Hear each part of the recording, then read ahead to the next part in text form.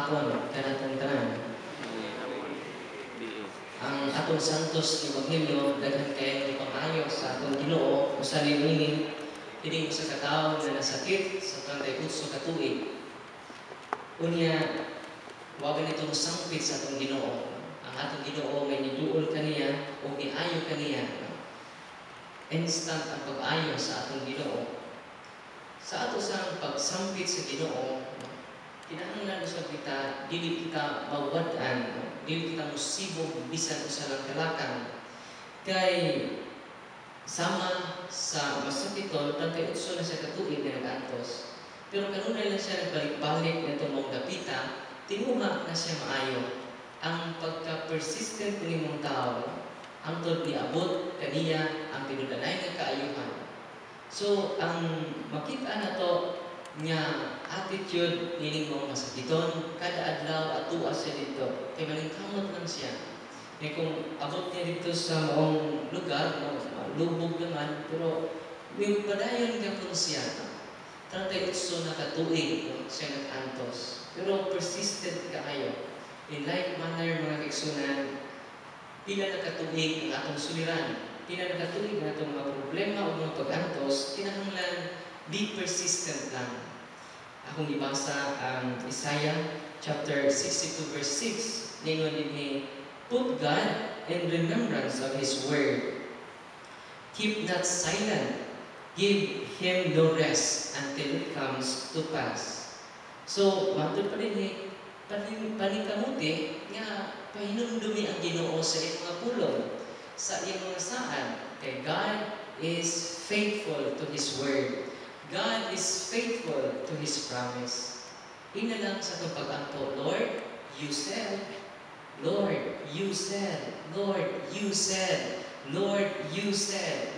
Kumita lang o mga biblical event and then i-connect sa mong kinabuhi, Lord, niingon ka, Lord. Lord, niingon ka, Lord. Murag batang gamay bitaw. Hinumdum sa inyong mga manghod, kung inyong saadan, ngayon inyong manghod, Kuya, niingon ka. Kuya, niingon ka. Nini ka birthday na ko, palitan ko ni mo. Niingon ka, niingon ka. And then, bisan kita, makasasala o unfaithful usahay sa itong mga saad, mutuman mong gani. Tingnan mo sig, balik-balik, persistent ka kayo. Ang secret formula lang mo ni Lord, you said. Lord, you said. Lord, you said. Sa bata pa ko, sa gamay pa ko, hantod karon gamay di hapon, no? Lingon ko sa akong tatay, pa, napaliti ko bahay pa. Na doon, na batasan ni Papa, every Sunday, mag-Bible study ni, siya may mong speaker, no? Kanya lingon siya sa sasyan to, no? Nana, doon na may pangayoon sa Ginoo, ina lang, no? Niingon ka, Lord, nakinsa ka itong mangayo pag-hatagan.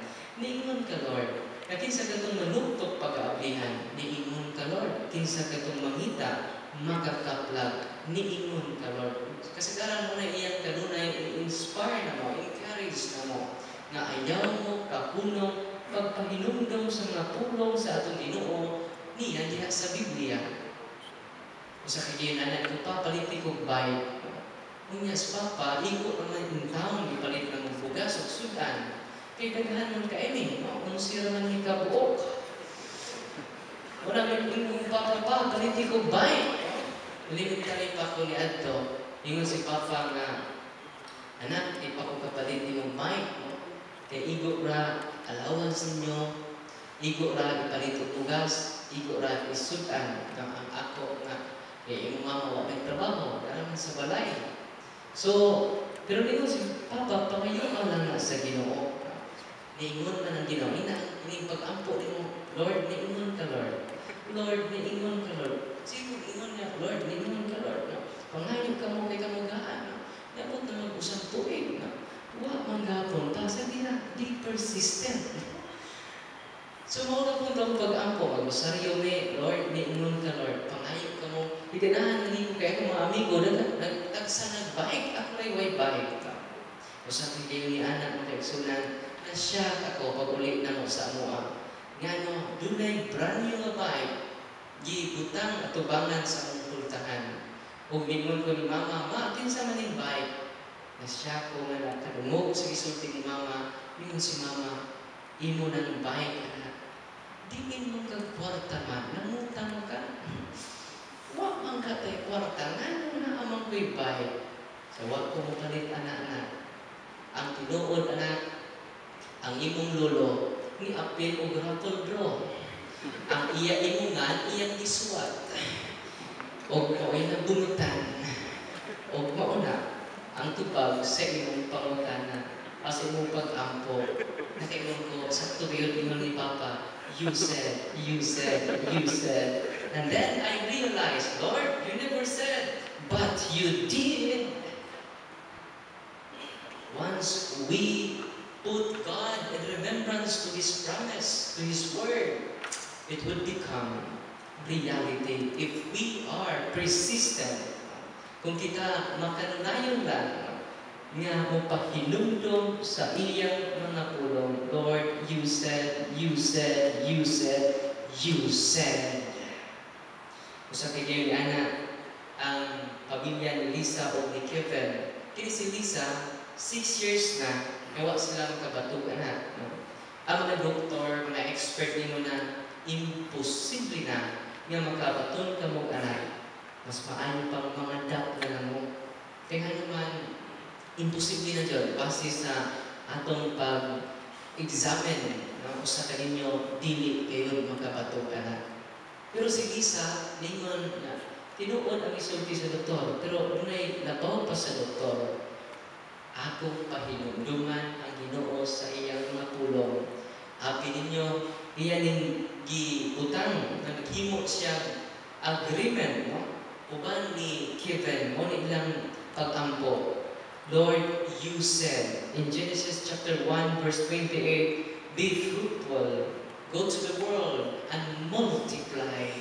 Kung saon man ako pag-multiply, kung di ko imo tagkaag usa, Lord, you said. Kunya i-quote na po ang Psalm every time na mag-ampo siya. Psalm chapter 1 verse 12, our sons will become mighty in the land. Lord, you said. Usaon man ako pag kabaton ko mga anak nga dungganan kung di mo ko tagkaag usa.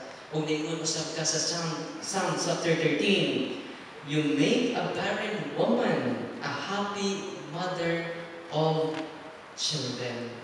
Kadtong dili ka anak, imong gitagaag daghang anak. O iyang kining gibutang daplin sa kining samin sa iyang CR or bathroom there. Kunya every time na maligo sila, uban si asawa, Lord, you said. Lord, you said. Lord, you said.